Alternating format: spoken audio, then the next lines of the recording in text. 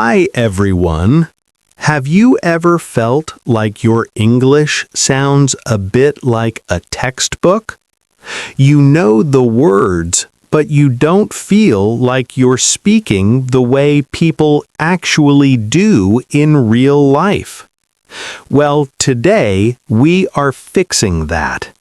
I've put together 50 essential daily use sentences that will help you sound more natural, more confident, and more like a native speaker.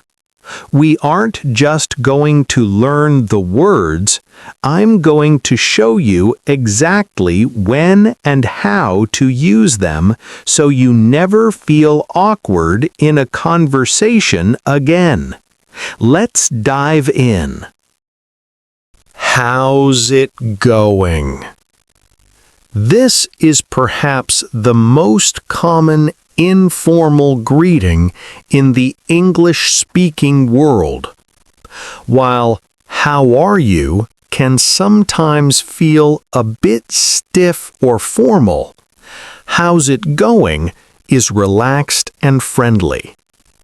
It's important to teach your students that this isn't just a question about their health. It's a general inquiry about their day, work, and mood. Interestingly, the person asking usually expects a short, positive answer like good, not bad, or pretty well, rather than a long list of problems. It is the perfect icebreaker for the start of a video or when meeting a friend at a cafe. 2. I'm swamped. To truly master English, students need to move beyond the word busy, and I'm swamped is the perfect upgrade. The word swamp refers to a wetland where you might get stuck in the mud. Therefore, when someone says they are swamped, they are using a metaphor to say they are sinking under the weight of too much work. It carries a sense of being slightly overwhelmed. You should advise your students to use this when they need to decline an invitation politely because they have a deadline or a massive to-do list at the office. 3. I'll get back to you on that. This phrase is a powerhouse in professional communication. It is the most graceful way to handle a question when you don't have the answer immediately available. Instead of saying, "I don't know," which can sound unprepared, "I'll get back to you on that," shows that you are responsible and intend to find the correct information. It buys you time while maintaining your authority. It's a great phrase for students to use in job interviews or business meetings when they need to double-check a fact or a schedule before committing. 4. It slipped my mind. We all forget things, but how we apologize for it matters. It slipped my mind is a gentle, idiomatic way to admit a small mistake without sounding too guilty. It implies that the thought was in your head, but it slipped through the cracks. It's much more natural than saying, "I forgot it."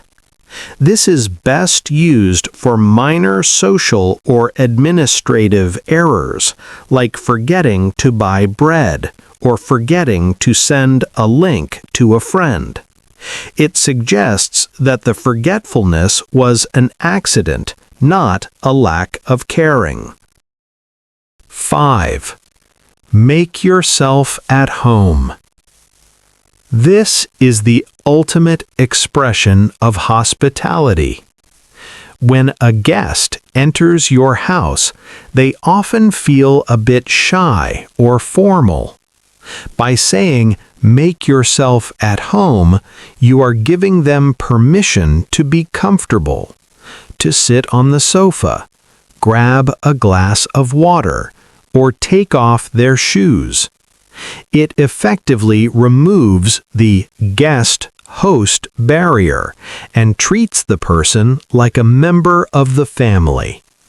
For your YouTube students, emphasize that this is said with a warm smile and open body language to truly convey the meaning of the words. 6. It's on me. If you want to teach your students how to be generous in English, this is the phrase to use. Whether you are at a bar, a restaurant, or a movie theater, saying, "It's on me," means, "I will pay the bill for everyone." It's much more casual and smoother than saying, "I will pay for this." It's a great phrase for building friendships. You might also explain the variation, "It's my treat," but "It's on me" remains the most common way to announce you're covering the cost in a relaxed setting. 7. That's a fair point. In a world of many opinions, being able to acknowledge someone else's logic is a vital social skill.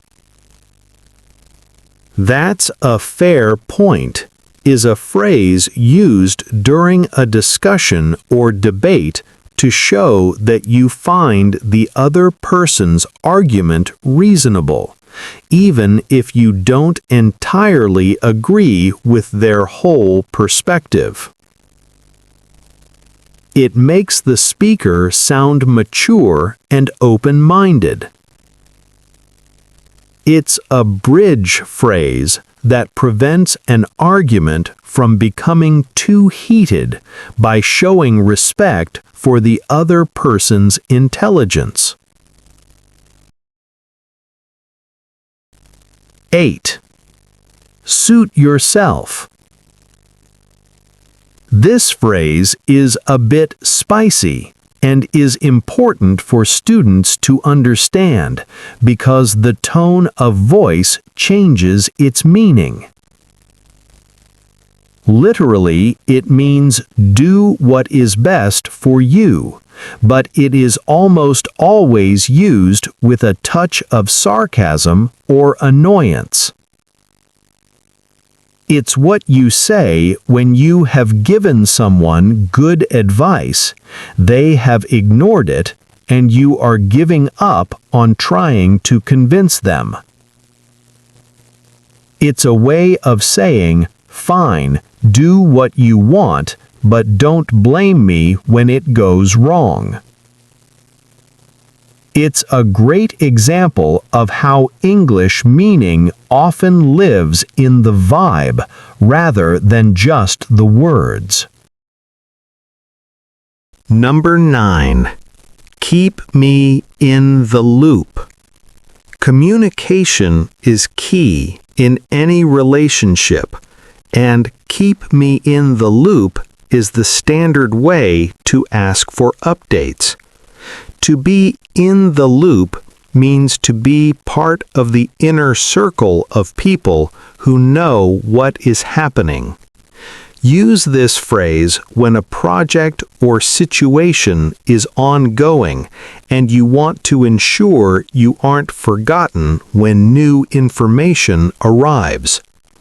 It's very common in office culture, but it's also used among friends when planning a trip or an event.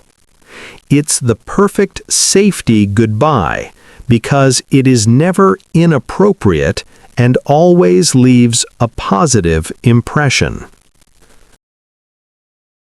Take care. As a closing to a conversation, take care is warmer than a simple goodbye, but more professional than see ya. It is an abbreviated way of saying take care of yourself. It leaves the other person feeling that you genuinely wish them well until you meet again. It is incredibly versatile.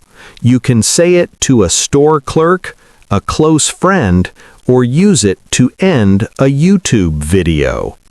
It's the perfect safety goodbye because it is never inappropriate and always leaves a positive impression. 11. Could you clarify that? In a classroom or a business meeting, students often feel embarrassed to say, "I don't understand." However, asking, "Could you clarify that?" sounds much more professional and confident.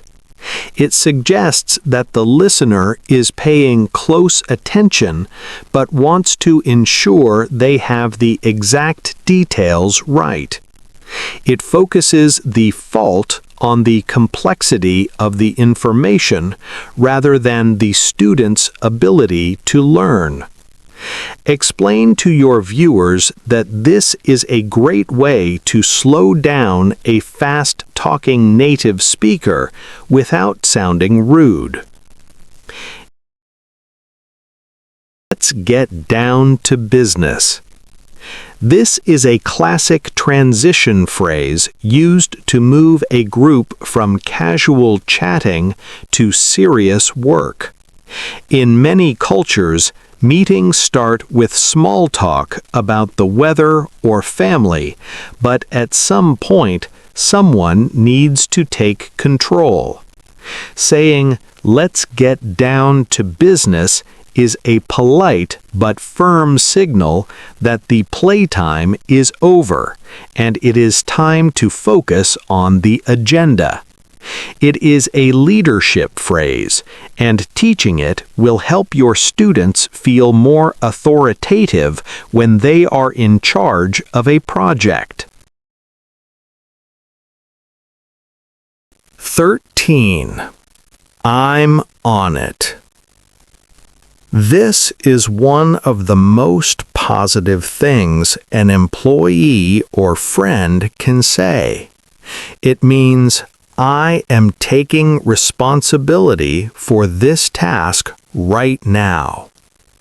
It is much more energetic than "I will do it," because it implies that the action has already started.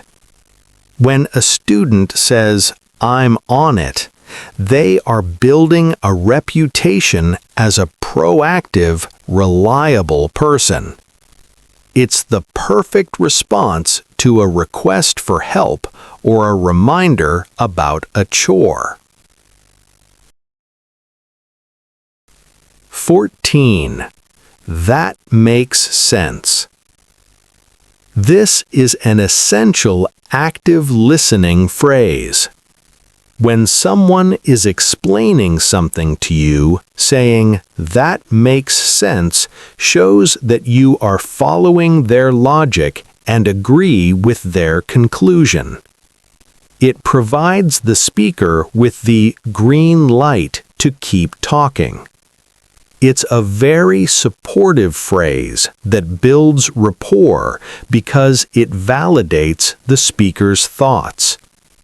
Encourage your students to use this instead of just nodding silently, as it makes the conversation feel more interactive.